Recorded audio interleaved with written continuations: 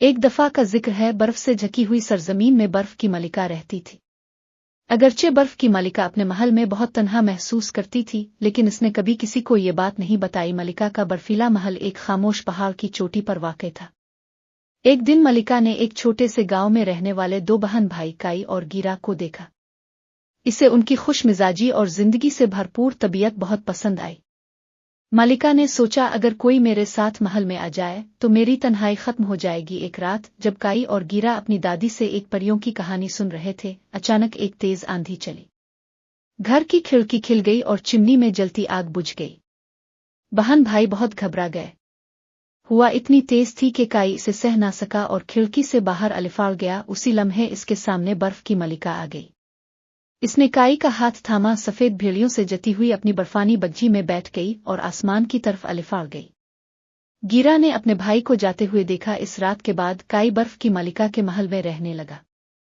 کائی کی خوش مزاجی سے ملکہ کو کچھ حد تک اچھا محسوس ہونے لگا، لیکن وہ یہ نہ جان سکی کہ کائی سردی میں بہت پریشان تھا اور اپنی بہن کو بھی بہت یاد کرتا تھا۔ کچھ وقت کے بعد کائی کا دل بھی برف کی طرح سرد ہو گیا۔ اب وہ پہلے کی طرح نہ ہنستا تھا اور نہ ہی خوشی پھیلاتا تھا۔ دوسری طرف گیرا کئی مہینوں سے اپنے بھائی کو بچانے کے لیے برفانی جنگل پار کرتی رہی۔